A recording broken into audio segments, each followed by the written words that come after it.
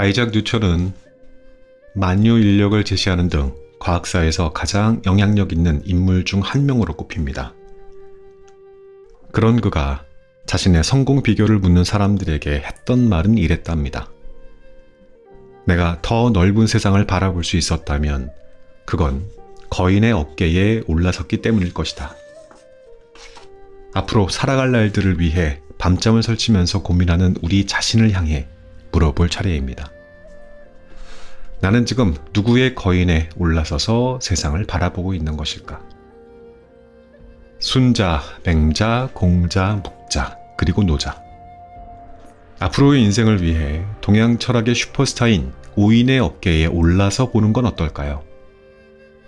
과거라면 무릎을 꿇고 가르쳐달라고 해야 했을 겁니다. 그렇다고 가르침을 받을 수 있을지도 모르고요.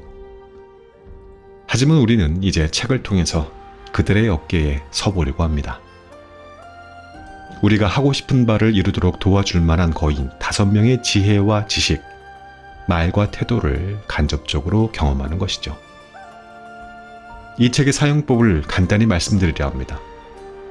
우선 책의 목차를 펼쳐보세요. 마음에 드는 부분, 읽고 싶은 부분이 있다면 우선 그것부터 읽으세요. 예를 들어 순자의 이야기를 먼저 읽고 싶다면 거기서부터 시작하세요. 다 읽은 후에는 원문, 즉 순자 원서를 찾아 읽어보세요. 이 책의 내용과 비교하며 고개를 끄덕이든지 고개를 갸우뚱해보세요. 잘하셨습니다.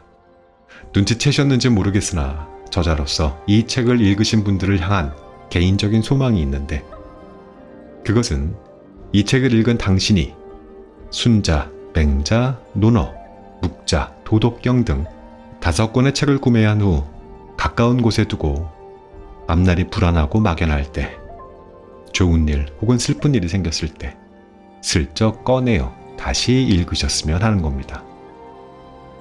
생각해보면 거인은 멀리 있지 않았습니다. 서점에도 있었고 우리 집 책장에도 이미 있었습니다.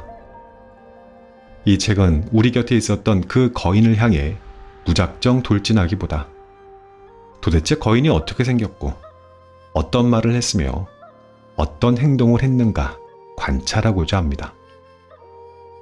그들이 자상하게 때로는 엄격하게 알려준 이야기들을 토대로 세상을 살아가기 위한 공부를 해보려고 합니다.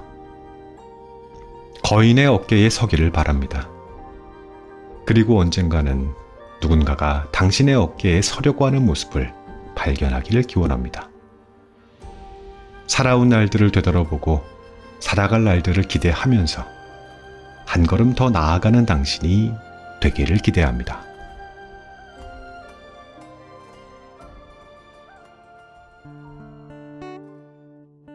책 읽는 자작나무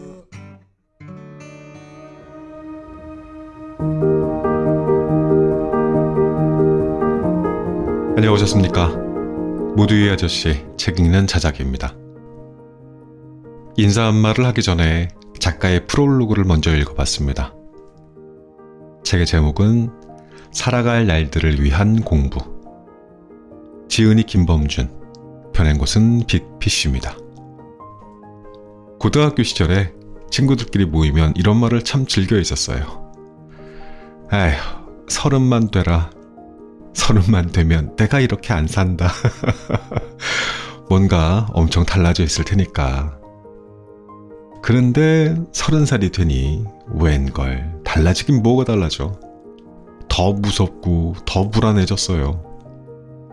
그래서 생각했죠. 맞다. 이 평균 연령이 늘어난 것을 그때 내가 계산에 안 넣었네. 그래 맞아. 그것 때문이었을 거야. 그러니까 오케이, 50이면 틀림없다. 뭔가 달라져 있을 거야. 우리 뭐 좀 달라졌나요? 아이고, 달라지긴 뭐가 달라졌어요. 근데 늘어난 몸무게? 인생의 절반쯤 지나면 삶이 안정되고 쉬워질 줄로 알았죠. 근데 인생이 그렇게 호락호락합니까? 누군가의 조언을 구하고 싶지만 막상 그런 사람을 찾기도 어렵습니다. 그런데 여기 이미 우리가 하고 있는 고민의 답을 제시한 철학자들이 있었습니다. 누구도 가지 않던 길을 가고 하지 않던 고민을 하면서 수천 년간 인류의 스승으로 인정받아온 그들에게 삶의 조언을 얻어보는 건 어떨까 싶습니다. 이 책은 공자, 노자, 순자, 맹자, 묵자와 같은 위대한 지적 거인들이 남긴 천년의 고전을 통해서 불확실한 삶을 돌파하고 마음을 지켜내는 오래된 지혜를 담고 있습니다. 프롤로그에서 저자가 그랬죠. 거인의 어깨에 서기를 바란다고. 그리고 사실 이런 말도 했었어요. 그래서 당신이 누군가의 거인이 되기를 바란다고. 그럼 지금부터 자작나무 숲길을 같이 걷겠습니다. 오늘도 끝까지 함께 해주십시오.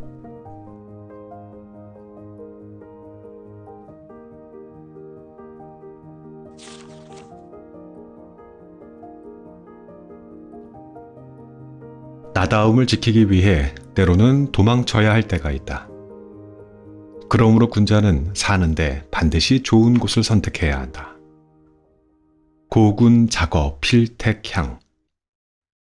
군자는 사는데 반드시 좋은 곳을 선택해야 하며 배움에 있어서 반드시 어진 선비를 가까이 해야만 합니다. 그래야 악해지고 삐뚤어지는 것을 막아 올바름에 가까울 수 있습니다. 순자 권학 중에서 전한 말의 학자 유향이 지은 열여전에는 누구나 한 번쯤 들어봤을 만한 유명한 이야기가 실려 있답니다. 그 내용을 요약하면 다음과 같습니다.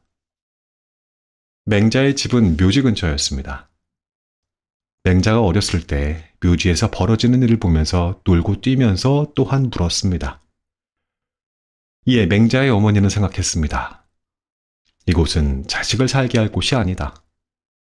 그리하여 시장 근처로 이사합니다. 맹자는 이제 장사꾼 흉내를 내며놉니다. 맹모가 또 생각합니다. 여기도 자식을 살게 할 곳이 아니다. 이번엔 집을 학교 근처로 이사합니다.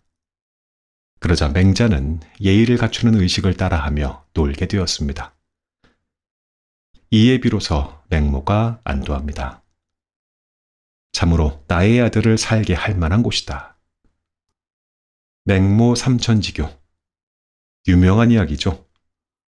물론 이 이야기가 열여전이라는 책에 수록된 시기는 맹자의 시대보다 몇백 년 후이기에 그 진실성에 대해서는 논란이 있다고 합니다. 세간에 떠돌던 이야기가 훗날 채록된 것에 불과하다는 거죠. 실제로도 맹자는 자신의 학문 경력에 대해 사숙했다, 사적으로 혼자 배웠다라고 간단히 언급했을 뿐이랍니다. 어쨌거나 맹모 삼천지교는 오랜 시간이 훌쩍 지난 지금에도 생각하게 하는 바가 큽니다. 살아보니 알겠습니다. 어디에 사는지가 결국 나 자신을 만들게 될 수밖에 없다는 것을 말이죠. 지리적 위치도 중요하겠습니다만 더 중요한 것은 주변의 사람들을 누구로 채우느냐가 나를 결정한다고 생각합니다. 내가 사는 곳이 내 삶이 된다. 사는 장소는 삶에 매우 중요한 역할을 합니다. 사는 지역은 우리가 일하는 곳, 친구들과 가족들과 만나는 곳, 여가 활동을 하는 곳 등 모든 삶의 영역에 영향을 미치기 때문입니다. 맹모가 그토록 맹자가 사는 환경에 대해 고민한 이유도 아마 같은 이유일 때문일 겁니다. 어떻게 영향을 미칠까요? 몇 가지만 예를 들어봅니다. 첫째로, 사는 장소는 우리의 일상생활에 큰 영향을 미칩니다. 지역의 교통, 상점, 병원, 학교, 공원 등이 우리 모두의 삶을 좌우하는데 이러한 시설들이 편리하고 충분한지에 따라 삶의 질이 크게 달라질 수 있습니다. 둘째로, 사는 지역은 우리의 정서적 안정과 행복에도 영향을 미칩니다. 좋은 동네에서 살면 이웃과의 교류가 활발하고 공원이나 녹지가 많다면 자연 환경에서 산책하며 스트레스를 해소하는 것이 쉬워질 것입니다. 셋째로, 사는 장소는 우리의 안전과 보안에도 영향을 미칩니다. 범죄율이 낮고 경찰서가 가깝다면 더 안전하게 살 수 있습니다. 어떤가요? 우리는 사는 장소를 잘 선택하고 관리하는 것만으로도 삶의 질을 높일 수 있습니다. 물론 자녀를 둔 부모들이 자녀를 위해 이리저리 이사 다니다가 결국 강남 8학군에 어떻게 해서든 자리를 잡아보려고 무리하게 대출을 끼고 아파트를 매수하는 것 등은 안타까운 일입니다. 하지만 이런 극단적인 경우를 제외한다면 자기가 살아야 할 곳이 어디인지를 찾는 건 인생을 살아가면서 늘 고민해야 할 과제입니다. 나를 성장시킬 수 있는 곳을 찾는 것은 자신을 향한 의무입니다. 물론 일반적인 기준은 각자 다를 겁니다. 사람마다 경험이 다르기에 살아야 할 곳 혹은 살고 싶은 곳이 다른 것은 당연합니다. 그런데 이렇게 말하고 나니 뭔가 허전합니다. 그럼 그냥 서울 살라는 말이야? 강남에 입성하라는 말이야? 맹모 삼촌지교를 단순하게 파악하고 또 적용하겠다고 생각하면 이러한 난관에 부딪힐 수밖에 없을 겁니다. 그러나 순자의 이야기에 귀를 기울여 본다면 살아갈 곳이란, 사는 곳이란 물리적 장소가 아니라 인간적 장소임을 알 수 있습니다. 때로는 참지 않고 견디는 게 미덕이다. 순자의 말입니다. 난괴의 뿌리는 향료인데 그것을 오줌에 담그면 군자는 가까이 하지 않고 일반인도 들고 다니려 하지 않습니다. 이는 본 바탕이 향기롭지 않아서가 아니라 그것을 적신 오줌이 그렇게 만든 것입니다. 순자가 말한 군자가 살기 좋은 곳이란 장소적 개념이 아니라 인간적 혹은 관계적 개념이라는 것을 알 수 있습니다. 향료의 재료가 되는 식물이 있습니다. 난괴라는 것인데 특히 뿌리가 그 향기의 근원인가 봅니다. 하지만 이 뿌리를 오줌에 담가버린다면 아무도 이를 가까이 두려 하지 않을 것입니다. 난괴, 그리고 난괴의 뿌리 그 자체가 나빠서가 아닙니다. 그것을 적신 오줌의 냄새가 사람들을 내쫓기 때문입니다. 맞습니다. 아무리 물리적으로 살기에 좋은 장소이면 무엇하겠습니까? 그곳에서 엉망인 인간적 관계로 살아간다면 말 그대로 산골에 들어가 홀로 사는 것만 못하지 않겠습니까? 나무가 자라서 그늘을 이루면 모든 새가 휴식을 취하고 식초가 씌어지면 날파리가 모여듭니다. 우리는 자기 자신을 어디에 두고 있나요? 향기를 낼 수 있는 장소에 두고 있나요? 아니면 악취를 내는 곳에 머물고 있나요? 악취가 나는 곳에 자신을 두지 않으려는 노력이 필요합니다. 어떻게 해서든 좋은 향기를 품은 사람이 될 수 있도록 누군가에게 그늘을 주고 열매를 주는 나무와 같은 사람이 되도록 자신의 장소를 찾아야 합니다. 쉰 냄새가 나서 파리가 들끓는 사람이 되어서는 안 됩니다. 좋은 곳에 살아야 합니다. 좋은 사람이 많은 곳 말입니다. 좋은 사람이 많은 곳을 찾아야 하고 좋은 사람들이 흔쾌히 다가올 수 있도록 자기 자신이 좋은 사람이 되어야 합니다. 물리적 장소를 선택하는 데 혈안이 되기보다 인간적 장소에 선함이 가득한 곳으로 갈 수 있어야 합니다. 물리적 장소란 관계가 완성되는 무형적 장소로 가기 위한 일종의 경유지일 뿐입니다. 이제 순자의 결론을 들어볼 차례입니다. 군자는 사는데 반드시 좋은 곳을 선택해야 하며 배움에 있어 반드시 어진 선비를 가까이 두어야 합니다. 그래야 악해지고 삐뚤어지는 것을 막아 올바름에 가까이 갈 수 있습니다. 군자가 살아야 할 곳은 반드시 좋은 곳이어야만 한답니다. 참고로 군자란 본래 벼슬하는 지배계급을 가리키는 말이었으나 후에는 덕이 많은 훌륭한 사람을 가리키는 말로 바뀌었다고 합니다. 그것은 덕이 많은 사람이 세상을 다스려야 한다는 육아의 덕치주의 사상이 영향을 준 것이기도 하고요. 올바름에 가까워지기 위해 배워야 합니다. 좋은 곳에 살아야 하는 이유, 아니 좋은 사람과 함께 해야 하는 이유는 결국 나에게 무엇인가 선한 영향력을 행사하는 사람을 어떻게 해서든지 가까이 두기 위함이라는 것입니다.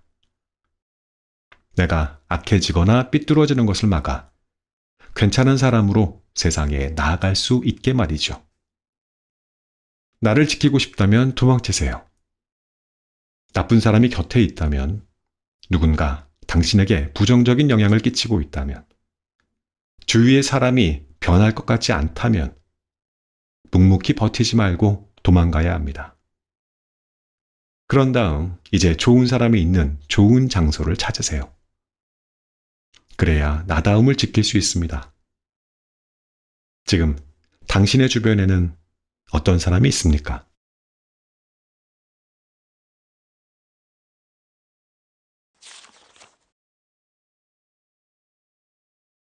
맹자. 바라볼 수 없으면 이해할 수도 없다. 하지 않는 것이지 하지 못하는 게 아니다. 불위야 비불능야. 나쁠 게 없습니다. 그것이 바로 인을 행하는 기술입니다. 소는 보았으나 양은 보지 않았기 때문입니다. 군자는 살아있는 짐승을 보면 그것이 죽는다는 것을 참지 못하고 죽어가는 그 소리에 고기를 먹지 못합니다. 군자가 푸죽간을 멀리하는 이유입니다. 맹자, 양해왕 중에서 맹자가 왕에게 묻습니다. 왕께서 소를 이끌고 가는 사람에게 이렇게 물었다고 들었습니다. 소가 어디에 가는가? 그 사람이 대답하여 말하기를 종을 주조할 때 희생의 피를 바르는 종교적 의식에 예를 바칠 것입니다. 라고 하니 왕께서 그만두어라. 나는 죄 없는 소가 벌벌 떨며 사지로 나가는 것을 보고 참을 수가 없구나. 라고 하셨더군요. 다시 그 사람이 대답하여 말하길 그러면 종교적인 의사를 위해 예를 그만둘까요? 라고 답하니 왕께서 어찌 그것을 그만두겠는가? 양으로 바꾸어라. 라고 하셨다고 합니다.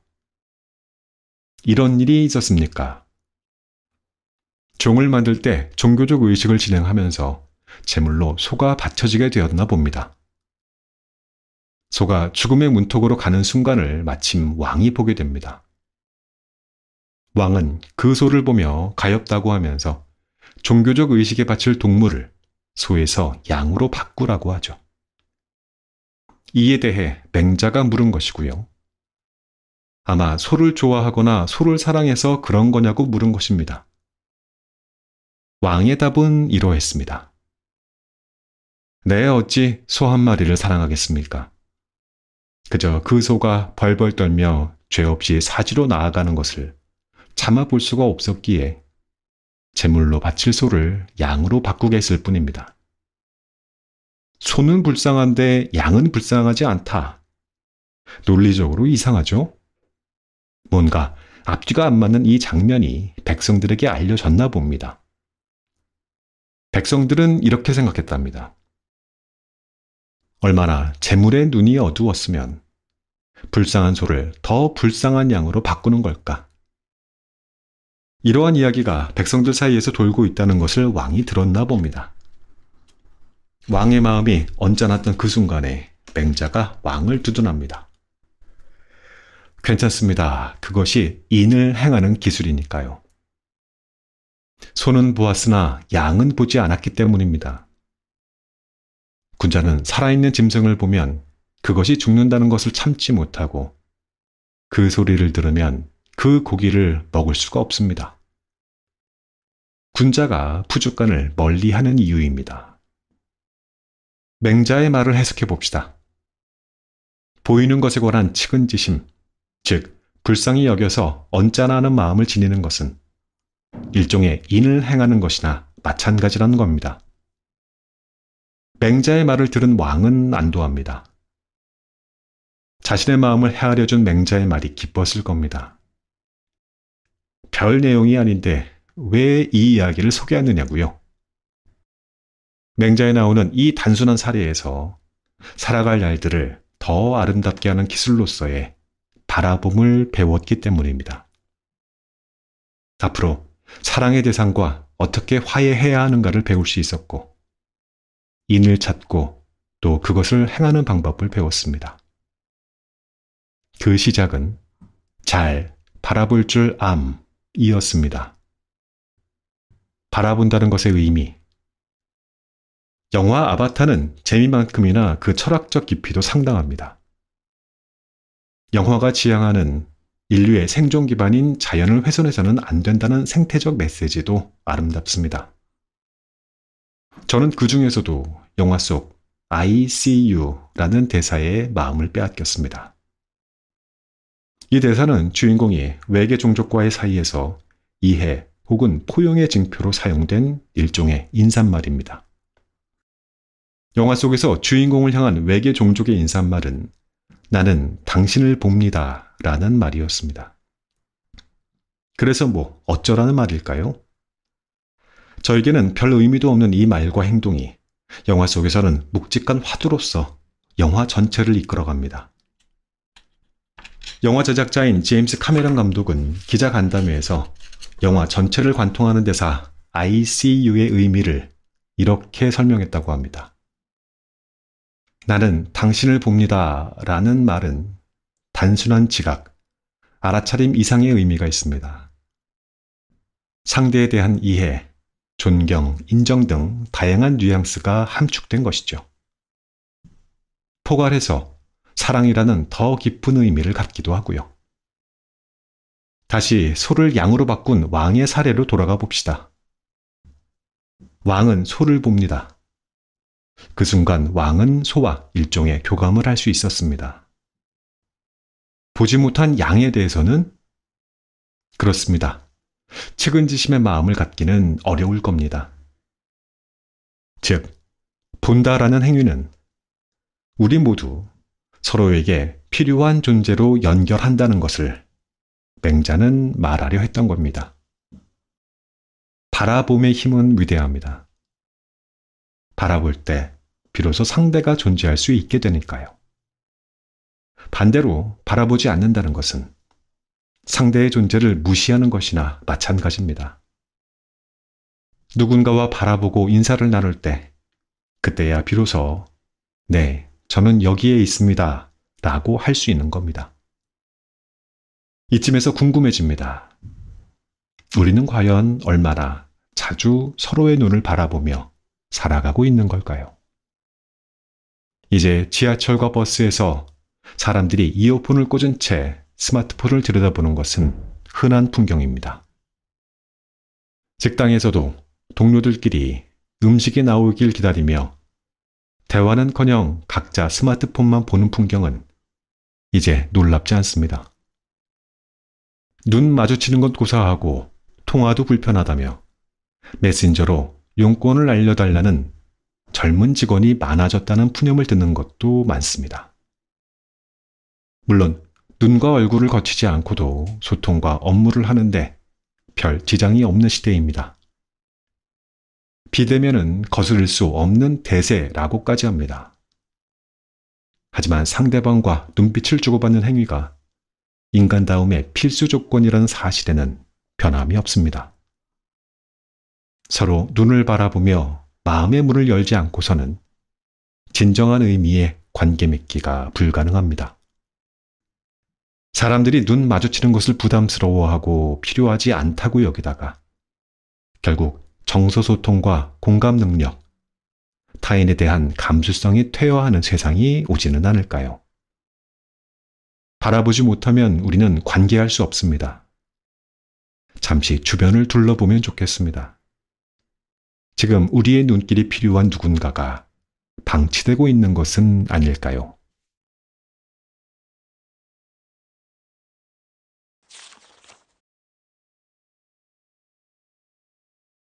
노자, 움켜쥐고 놓지 않으려 하다가 통째로 잃는다. 일이 이루어졌다면 물러서는 것, 그것이 바로 하늘의 도다. 공수신퇴 천지도.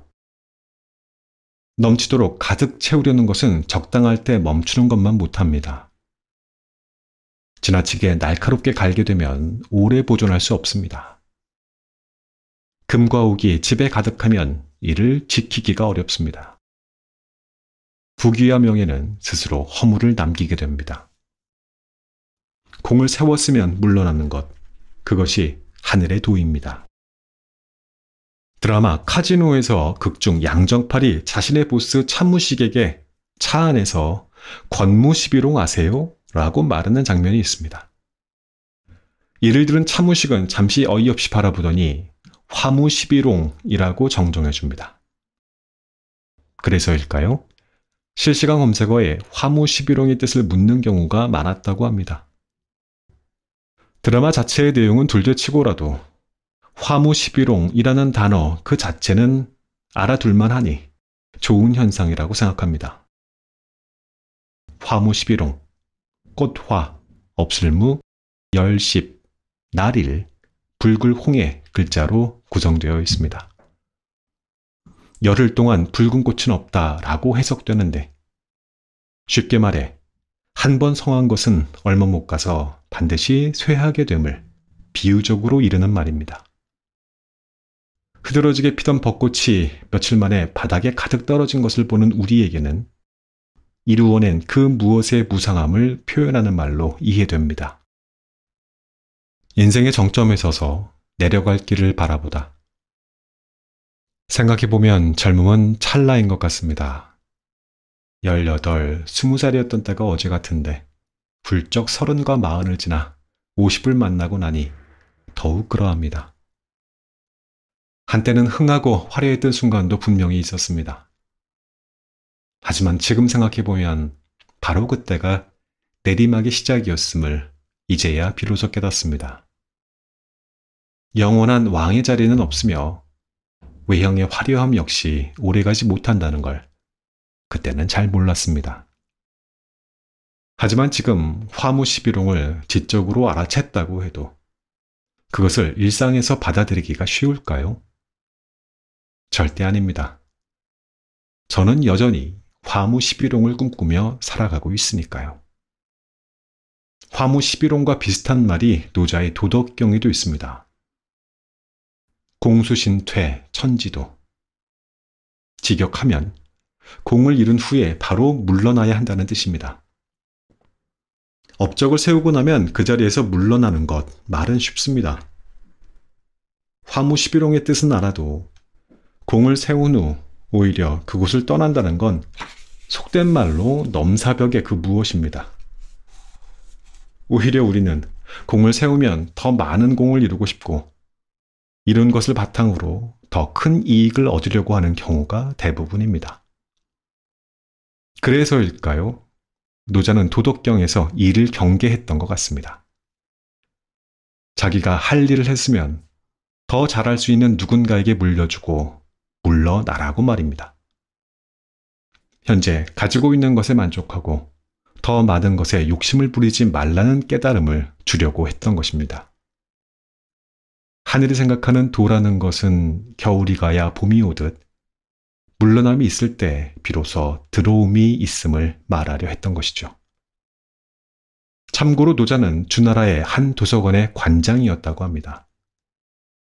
그런데 어느 날 도서관장 자리에서 쫓겨나게 되었죠. 어느 곳이건 임기가 있기 마련이고 하물며 죽기도 합니다. 인생이 이와 같음에도 우리는 돈에 집착하고 명예를 추구하면서 하루하루를 고통 속에서 살아가고 있습니다. 자발적 환자가 되어버리는 것이죠. 후진국일수록 노인의 지혜가 필요하기에 어린아이의 죽음보다 노인의 죽음을 슬퍼한다고 합니다. 선진국이 되면 어른의 지혜보다 미래의 희망이 중요하기 때문에 노인의 죽음보다 아이의 죽음을 더 슬퍼하고요. 생각해보니 그렇습니다. 우리 역시 아이들이 사건과 사고로 희생되면 그 아이가 단 한 명이라도 온 국민이 함께 슬퍼합니다. 선진국에서 젊은 세대를 더 보호하려는 이유는 나이가 들수록 잘못된 관념을 갖기가 쉽기 때문입니다. 우리가 무엇인가를 선택할 때는 무작정 믿기보다는 의문부터 가져야 합니다. 만약 잘못된 선택을 하고 있다면 아무리 공을 세웠고 업적을 이뤘다 해도 그 자리와 그 위치에서 스스로 내려와야 합니다. 물론 박수 받을 때 무작정 떠나라는 것은 아닙니다. 모 코미디언이 한 방송사의 공로상을 받으면서 말한 소감이 화제가 되었습니다. 많은 분이 이야기합니다. 박수 칠 때 떠나라. 정신 나간 놈입니다. 박수를 받는데 도대체 왜 떠납니까? 한 사람이라도 박수를 보내지 않을 때까지 활동할 겁니다. 이 말도 공감은 갑니다. 다만 정상에 섰을 때 아래를 내려다보는 마음, 그것만큼은 분명히 갖고 있어야 하겠습니다. 움켜쥐고 놓지 않으려 하다가 통째로 잃는다. 공수신퇴 천지도 멋진 말이죠? 궁금합니다. 이 말의 앞뒤에는 어떤 이야기들이 있을까요? 한번 살펴봅니다. 이제 하나씩 뜻을 살피도록 하겠습니다. 첫째, 지이영지 불력이 추이예지 불가장보 금옥만당 막지능수 부기이교 자유기구 공수신퇴 천지도. 이제 하나씩 뜻을 살피도록 하겠습니다. 첫째, 지이영지 불력이는 넘치도록 가득 채우려는 것은 적당할 때 멈추는 것만 못함을 의미합니다. 이미 손에 쥐고 있음에도 무언가를 채우려는 것은 두 마리 토끼를 잡으려다 한 마리도 못 잡고 다 놓치는 경우라는 말이 되겠습니다. 둘째, 추이예지 불가장보는 지나치게 날카롭게 갈면 오래 보존할 수 없음을 말합니다. 우리의 선택이 잘못되었음에도 그것을 인지하지 못한 채 계속 벼리고 벼려봐야 남는 건 해로움 뿐인 것이죠. 잘못된 길은 가지 말아야 합니다. 하지만 모르고 잘못된 길을 선택했다면 아무리 먼 길이라도 빨리 되돌아와야 합니다. 계속 날카롭게 다듬으려 하지 말고요. 셋째, 금옥만당 막지능수는 금과 옥이 집에 가득하면 이를 지키기가 어려움을 말합니다. 집에 금과 은을 가득 쌓아두면 누군가는 그걸 알아챕니다. 그때부터 우리의 잠자리는 과연 편할 수 있을까요? 온갖 노력을 해서 귀중한 것을 쌓아뒀지만 결국 그 이후 우리는 그것을 지키는 일밖에는 할 수 없게 됩니다. 넷째, 부귀이교 자유기구. 부귀와 명예가 우리에게 허물을 남긴다는 뜻입니다. 물론 재산이 많고 지위가 높다고 반드시 교만해지는 것은 아닙니다. 다만 재물은 인간의 욕망을 충족시키는 힘이기에 재산이 많고 지위가 높으면 모든 사람이 부러워하게 되며 이는 명예로 연결됩니다. 명예가 쌓이면 겸손은 사라지고 건방만 남으며 이는 파멸의 씨앗이 됩니다. 그리고 다섯 번째가 바로 공수신퇴 천지도입니다. 마치 네 가지를 하나의 문장으로 요약하는 이야기인 것 같습니다. 물러날 때와 장소가 있음에도 이를 구분하지 못하는 우리 인간의 어리석음. 노자의 충고를 받아들여야 합니다. 일정한 만족을 얻으면 즉시 그만두어야 후환이 없음을 말이죠. 어리석은 인간은 움켜쥐고 놓지 않으려 하니 가진 것에 송두리째 잃을 수밖에 없습니다. 이미 부귀나 재물, 명예를 갖고 있다면 갖고 있다는 사실 자체를 잊어버리는 게 좋습니다. 대단한 업적을 쌓았다면 그 업적이 기억나지 않도록 처신하는 것. 그것이 바로 노자가 우리에게 조언하고자 하는 점입니다.